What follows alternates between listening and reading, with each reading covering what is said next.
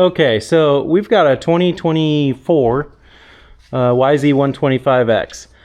It's got an appx 110 octane dome.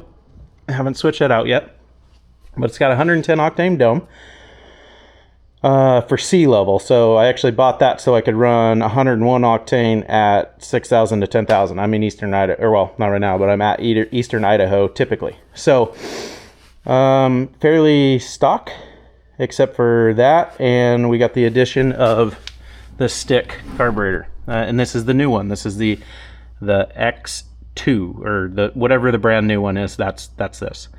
I have dicked with this thing forever trying to get it. I've read the KTM forums, I've read everything, and it's like there's very little information on how this actually runs, right?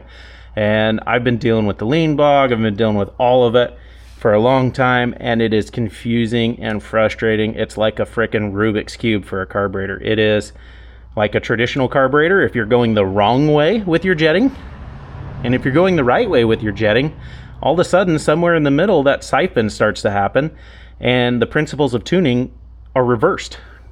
So hopefully the pain that I went through could help somebody else figure this out for themselves, because I'm getting very, very close. I'm a couple jets away from, I think, being just about perfect and having a friggin' raped ape 125. And I totally understand what George is saying. Like, yeah, you probably, if this is on a bigger bike, you might want to make sure you have some power punch in the transmission. Like, that's not a retarded claim.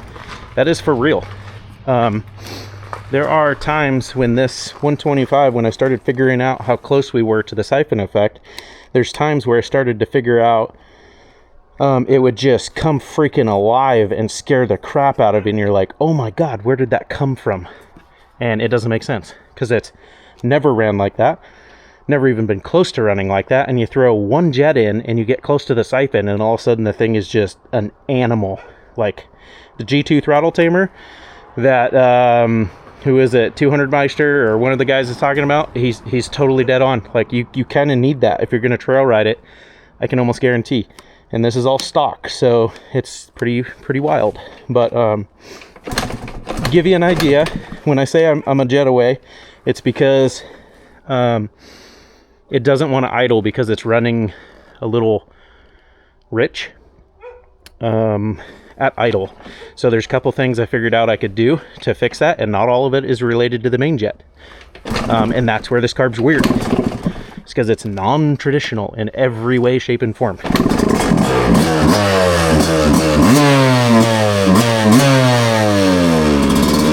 As you can see, like, I'm holding throttle a little bit because it's rich. But you let this thing idle down, it will idle.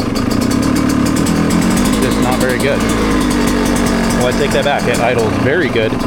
So smooth it sounds like it's not running.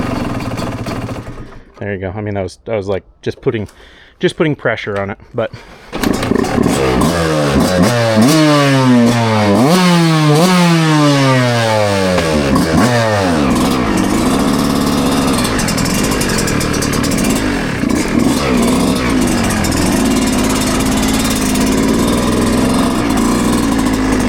so right now, and I'll put this in the description, but this is with a blue needle on clip 1. Blue needle, clip 1, and this is at like 500 feet elevation. So it's like a 210 main jet. It needs a 215, I believe. Not positive, but I'm pretty sure it needs a 215, and a lot of things will go away. But right now, it's a blue needle clip 1, 210 main, and this is a 80 Pilot. Now, I could get the other ones to work, but the 80 works the best on the 125. Like a couple of the other guys had said, it requires an early fuel dump, and after reading a crap ton and looking at the cutaways of all of George's documents for this carb, you really have to find a way to give it the early fuel dump without using the needle. And I know that's contradictory to what everybody else said, but it's the only way I think you're going to get instant hesitation or instant response to be consistent on a 125, because you lose vacuum as soon as you open the slide at low RPM. And these X's, we all want to ride them at low RPM on the trail and have torque. That's what we want. So as you can see, this thing idles plenty good. It rides around. Let's see. That's 4th gear, 5th gear. I mean, we're barely moving, and I can cruise and fit.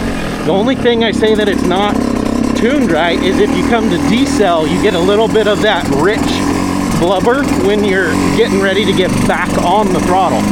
So again, it's like pretty dang good. I wouldn't be surprised if I was in like 4th or 5th and I give it a wide open smack, if it will still bog out. We'll try it.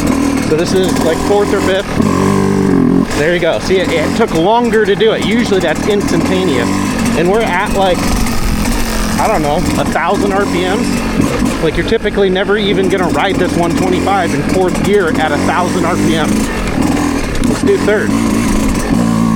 So you can hear it like goes, and then you can hear the vapor drop out, and it goes lean is what it is. That's a lean bog.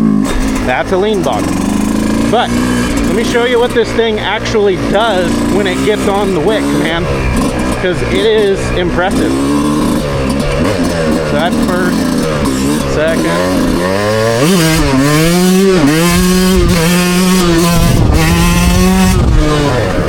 That was 4th gear. It just ripped the wheel off the ground. It's never done that since I've owned it, period.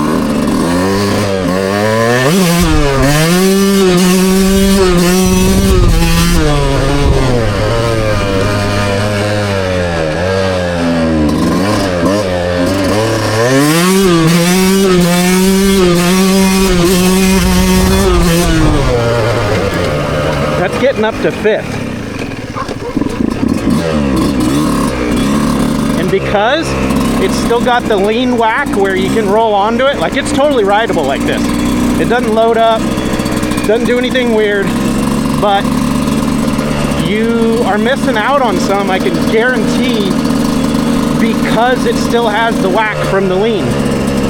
So if I get that dialed with the next couple jets, it'll be perfect. But this setting is totally different from the other 125s. So kind of the technique, I think, is what's going to be important to really get what it's like to tune one of these.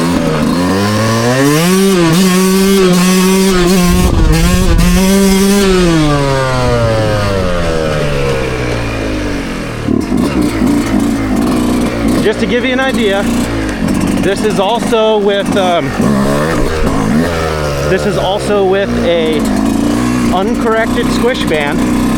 This is with the appx 110 octane head, so it doesn't have over rev like it should for a 125.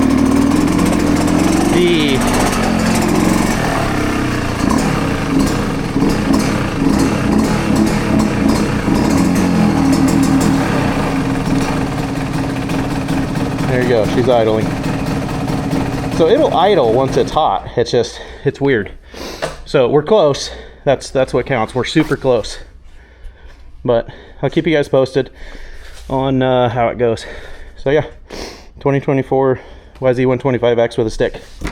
Super torque.